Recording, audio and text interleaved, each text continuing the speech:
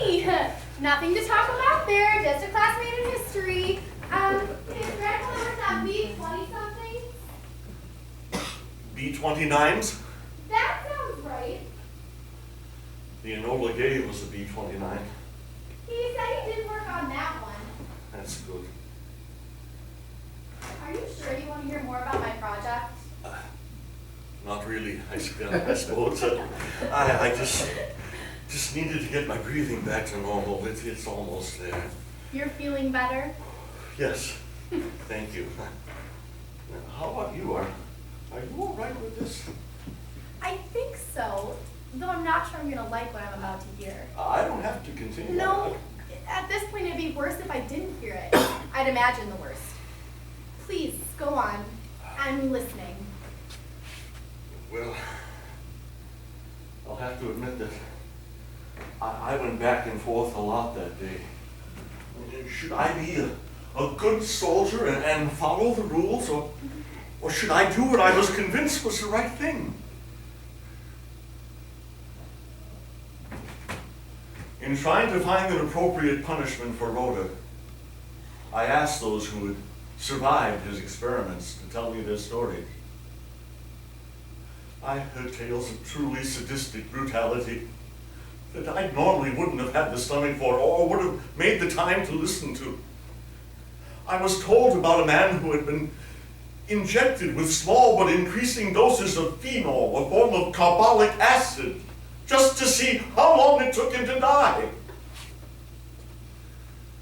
And I decided that would be about right, that he needed to die, and that I couldn't just hope it would happen if I sent him off as a prisoner. I found out later that the Germans routinely used large doses of phenol to execute people. It only took an hour or so for his corrosive effects to cause him to start screaming in pain. Augsburg was a fairly sizable camp. We figured it covered about 100 acres and housed more than 5,000 prisoners. A sound at one end couldn't be heard at the other. But when he started screaming and the news spread like wildfire, the entire camp went deathly silent. This was a sound that they had heard every day, every hour for years. And though I'm sure that his screams sounded no different, this time they knew it was a member of the SS screaming in pain. And when the enormity of what was taking place sunk in, the entire camp erupted in cheers. Though those cheers soon died away, and I realized that his screams were reopening many old wounds. I make no bones about it. He was in agony. He screamed for another 4 hours before he finally died. In that time, I felt both elation and doubt. We had passed through villages where the townspeople were taking revenge on the men and women who had collaborated with the Germans. They did things like shave some of the women's heads, parading them through the streets, and they were shooting some of the men. And some of my men thought it was the right thing to do. But I stopped them, reminding them that of the towns that had to change hands more than once, and the terrible choices that had to be made each time, and what the people there had to go through each time. I struggled in my mind with the difference between justice and revenge. Was I administering justice or retribution? And what's the difference? These questions nearly paralyzed me. But as I said, I had made up my mind. And I was convinced I was doing the right thing. And I had other camp members right there at my side. Later, when Rhoda was suffering, I asked those around me if it would be all right for me to put him out of his misery with a bullet. They all shook their heads no. One man saying, "He didn't do that for my son." Your Honors, now you understand what I did and why. I believe I did the right thing, and I'm proud of it, and I have nothing further to add. But with the court's permission, I would like to offer the testimony of Sergeant Peter Sammartini, who, as I said, contacted me and asked if he could testify on my behalf. Thank you. Sergeant Sammartini.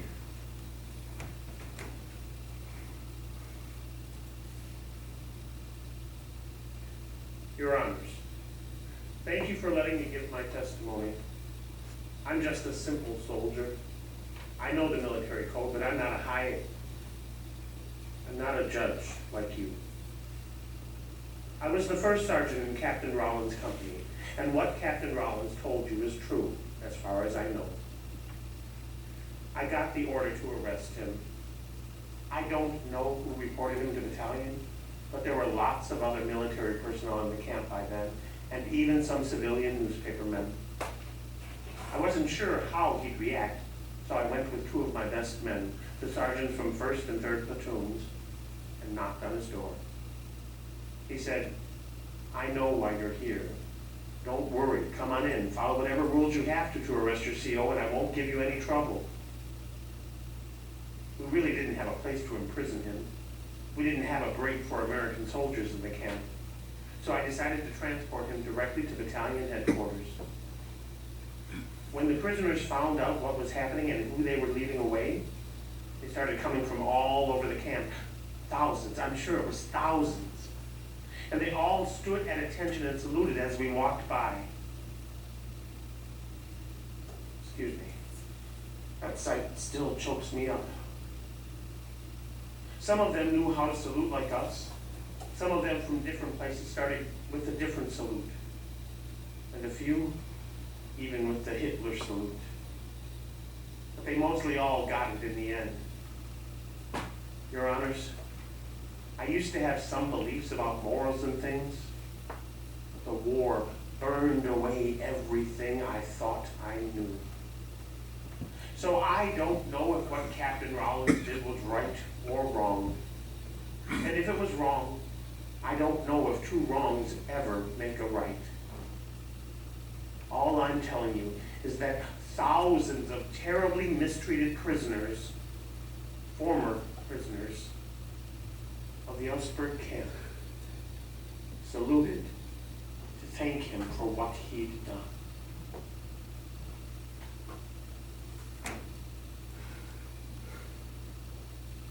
And that was it. And the court found you guilty, Yes. and you were dishonorably discharged. Yes. Though I think the decision in my case was unfair compared to what happened to so many others. But you said yourself you were guilty. You're right. I don't deny my guilt. But still many others broke rules and were never punished. I was. Even today, you know how often people break rules without consequences? How a man can mistreat someone horribly and never be punished for it or even told to stop? I know. After the war was over, I followed the German war crime trials, and they were just what I expected. Aside from the leaders of the Reich at Nuremberg, most of the defendants were acquitted because they were simply following orders. Those who were found guilty of crimes were given laughably short sentences. And if anyone had any scientific knowledge or any anti-communist information that might prove useful to the U.S., they were not only released, they were recruited. Like, what's his name? The rocket scientist. Werner von Braun. Right. That wasn't the kind of justice I was interested in being part of. The dishonorable discharge took away all my military benefits that your grandmother and I had been counting on. It made finding good jobs harder. But we managed. She ended up having to work as hard as I did. But we stood by each other all along the way, and we raised our little family. Though I always wish we could have spent more time with your mother. Don't blame yourself for her one mistake. She made a lot of bad mistakes. We've talked about this. Don't blame yourself. Thank you for telling me all that. You're welcome. Can I tell my class about what you did? I wish you wouldn't. Like I said, it's been nearly 50 years since I've told that story to anyone. I think that you just need to sit and let it all sink in for it to make any sense. Okay, I won't. I guess I'll just tell Bernie that was you in the picture. I don't know what I'll say if he finds the report of the court-martial. You know, I actually feel good having told you the whole thing. I wish I could say I feel good about it. Oh? You said you were proud of what you did. But you beat him. You became like him. How can you be proud of that? The difference is that his victims didn't deserve to die. But what you did was still awful. How did you do it? What? Who did it? Who injected I him told with you. acid? Was he tied down? Does it make a difference? Yes! All right. Aside from some help in dragging him into a barracks and strapping him to a table, finding the phenol and the syringes and understanding the dosages, I injected him hourly. That's horrible! I never thought of my actions then as the worst of it. It wasn't as bad as the things he'd done. As a fighting unit, we killed a lot of German soldiers, but none of them were as evil as this man. And he would have died anyway from the poison pill. Were you trying to prove something? What do you mean? Like the Japanese and the Negroes you mentioned. You've obviously thought about them. Oh, good question. I don't think so, except that maybe just to prove that Americans were better than Germans. I never believed the leaders and the chaplains who said God was on our side. And I'm sure the German leaders and chaplains fed their people the same hooey. God isn't on anyone's side, especially in a war. Were you playing God? I would like to think that the reason people believe in a religion with a heaven and a hell and an all-powerful God is to be assured there'll be some justice in the afterlife, since it happens so seldom here. I have never believed that everything gets straightened out after death. Some of the horrible things I've seen, no way God could even make that right. So if you believed there was no justice in the afterlife, you had to play God and do it yourself. Maybe so. One of the deepest human desires is for justice, and it's so often frustrated.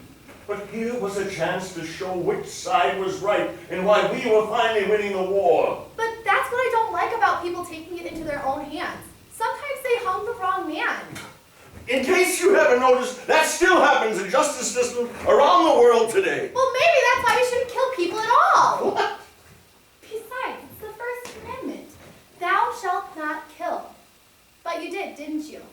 Kill? I just told No, you. I mean as a soldier. You killed German soldiers. Yes, I did. And you had to. Yes, you had to. And that was good. Not good. Necessary.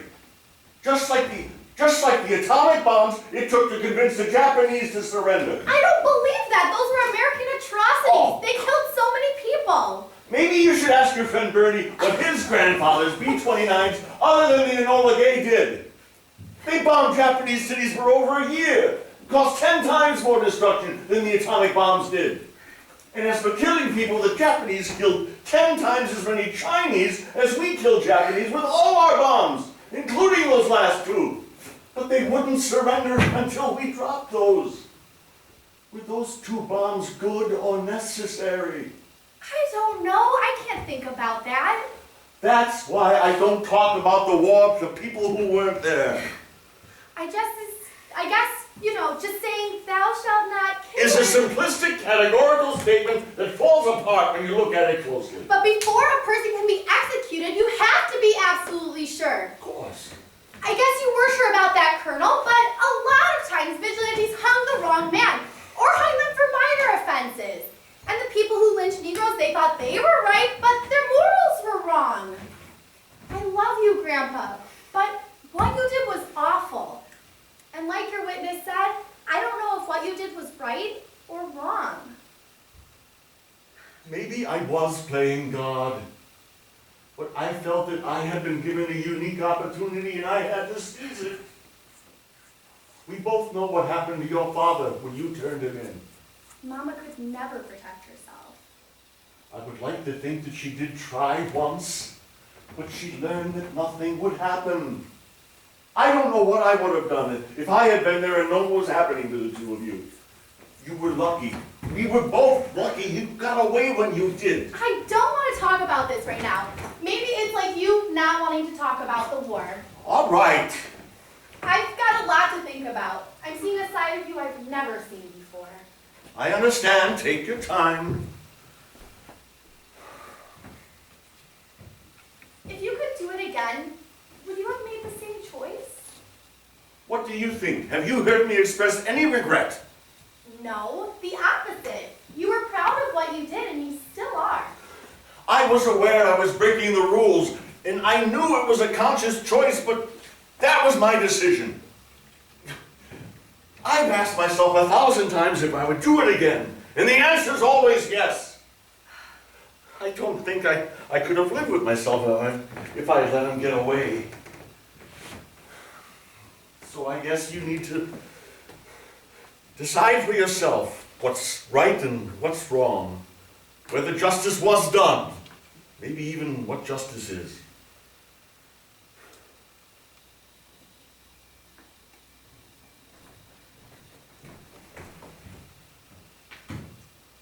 Were you related to that colonel? What? Remember what you said about being related to everyone as a part of the human family? Not him! So related to victors and victims, but not perpetrators. Oh. Well said, again. But it's going to take me some time and effort before I can spread my family that far. Listen, I'm tired. Can we just give this a rest? It's probably a good idea. I've got a lot to think about.